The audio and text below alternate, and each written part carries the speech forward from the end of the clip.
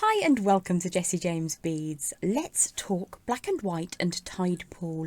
Now if you watched our first video you will have seen how to make the classical elegance earrings, and not just one but two different pendants. We had so many beads left over that we thought we'd add another project. So let's take a look at our beautiful flirty bangle. Easier than it looks. So why don't we head down to the board and then we will make this project together step by step, utilising those beautiful bead mixes that are all available at Walmart. We have our pendant and we have a pair of those classical elegance earrings. So why don't we make a bangle? Now this is a lot easier than you might think. I'm going to start with a short length of 18 gauge round wire. I'm working with a medium temper gold colour. And what we're going to do is to take a measurement around our wrist. So if I just move those beads out of the way for a second, what we're looking for is to have 1.5 inches more wire than you need to fit your hand comfortably through the gap. So if I just pinch this wire like so, the extra wire is 1.5 inches, pinch it in position, and you can just slide your hand in and out easily. Now it doesn't want to be too tight because we're going to add some beads, and if you make this too tight, what will happen is it will become a little bit more difficult to get your hand through. So the first thing we're going to do is to take that measurement, and then 3/4 of an inch from one end we're going to pop a little wrapped loop on. So I'm going to bring the wire back in towards the middle of the bangle for now. Using those standard round nose pliers, I'm going to create a small loop on the end. Draw that wire all the way around, and you've got, as we have done a couple of times now, that wrapped loop.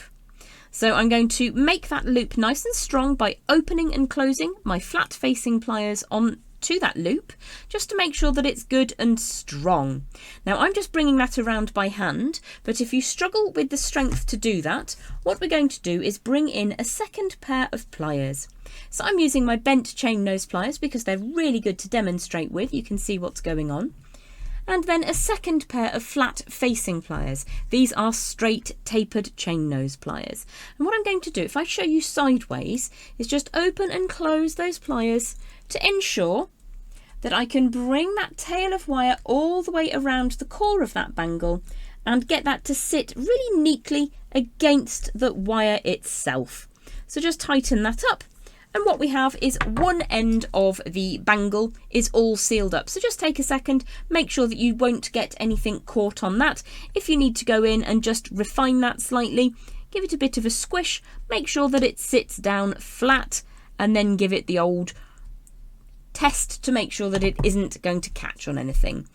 What I'm going to do now is decide which colours I want to use, and I think I'm going to use a variety of beads from both of the tide pool and black and white beautiful window box bead mixes. So I think I'm going to use the blues in all of the beautiful colours and a handful of whites to represent the foam on the ocean. It's going to be a little bit of an oceanic one. What I need to do is to make sure that I'm using beads that will move easily on the bangle whilst it has this curve. So that moves really fluidly without any problems whatsoever. I think I'm going to add a white one as well, and then perhaps one of these larger beads, but I'm not going to make this a uniform bangle. I'm going to make it a little bit randomised. I might even throw a touch of gold to replicate the sunlight dancing on the waves. So you can choose whichever beads you fancy from this mix. I'm going to add a few more on, and then we will move on to the next stage of today's tutorial. So let's add one of those and then a few more blues. Like I said, you can add whichever beads you fancy, to be perfectly honest. So I'm going to mix it up with some of the opaque beads as well as the translucent beads. And I'm sticking to rondelles, rounds, and this beautiful, almost like a chubby coin bead as well. So I'm not going to overload this bangle. I'm going to allow the metal to show through as well. I think I'll add a few more in, maybe another little touch of sunlight, and then we'll finish off with another blue, a smaller from the black and white mix, And I think that's where I'm going to call it a day. So if I was to shunt that all the way up to one end, it's not even covering half of the available metal. So once we've loaded on the beads that we want to have on the base of the bangle, we're going to just pinch 3/4 of an inch over the end and make sure we can still get our hand inside that bangle. So that works really well. So what I've done by allowing an extra 1.5 inches is enabling myself to use 3/4 of an inch to connect the two ends of the bangle together. Once you're ready, what we're going to do is to put a change of angle at the other end, and that's going to come up and away.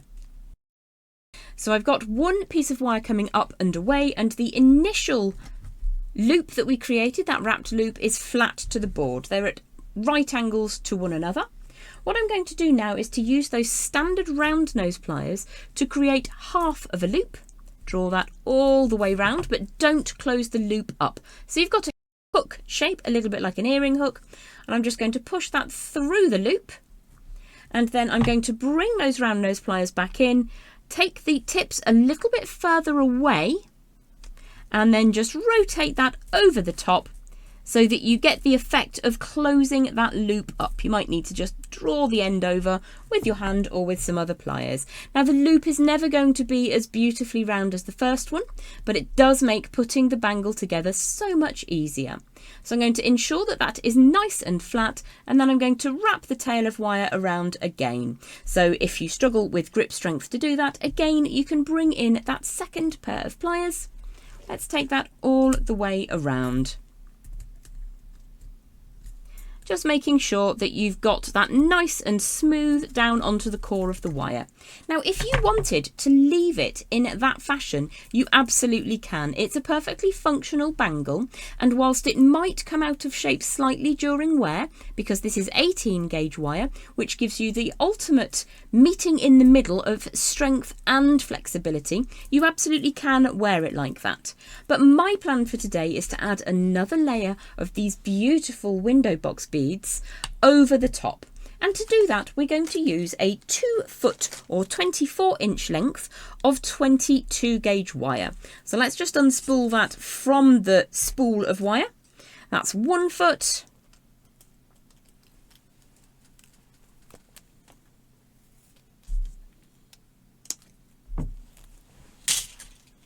So here we have 2 feet in length, or 24 inches, of that 22 gauge wire. I again have gone for a medium temper in that lovely gold colourway. The first thing I'm going to do is to find an anchor on point. Before I anchor on to the base of the bangle, I want to ensure that both of those little wrapped loops are very neat and tidy. We need to make sure that they are sitting in the correct orientation.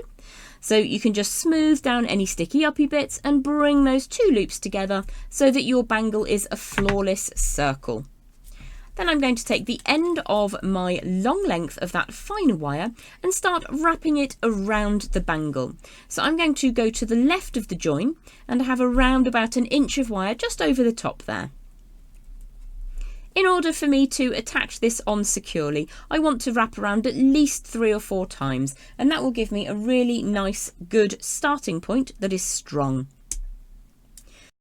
My finger goes close to the end of those cutters to stop the wire from hitting the camera. It's not something that I am expecting you to do or want you to do. Let's smooth that tail end of wire down, making sure that it sits flush around the bangle. If there is any gaps in your wrapping, you can just compress that up as if it's a little spring, and then what we're going to do is to start adding beads.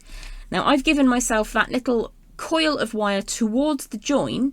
What I'm going to do now is to just flip this over so that the finer wire, that 22 gauge wire, is coming from underneath that wire that's on the top, so it's inside the bangle, if you like. I'm now going to add on 3 beads to the other end of that finer wire, and I think we'll go for a little bit of the lighter blue and then we'll go for one of the bright sparkly from Black and White. And then maybe let's just see what we can find in here that catches the eye. I think actually I'm going to go for 2 white in a row, like white horses on the top of a wave. Allow those to zip line all the way down so that they sit over the bangle. So the wire is coming from inside and up towards the top. I've been painting today, sorry about the ink on my thumb. And the reason I'm telling you this is so that when we draw those beads over the top, we take the wire from underneath, over the top of the wire, to underneath on the other side. So it's wrapping all the way round. I'm going to push that long tail of wire all the way through the bangle twice. I think we'll go for a 3rd time. So all the way through. And again, the wire is finishing off, coming out through the middle of the bangle, underneath, and then we're going to load on some beads. And I'll show you one more time, and then I'm just going to grab in another bead in just a second. Let's add some white beads. Let's go for one of these, and I think one of the faux pearls. In fact, why don't we have a little bead cap in there as well? And a faux pearl, and another matching bead cap if I can find one on the other side. Now you can use any of these beads to generate these little segments of wrapping. Allow that to slip all the way down against the bangle wire itself. So the first wrap I'm going to do is just going to wrap around bare bangle wire.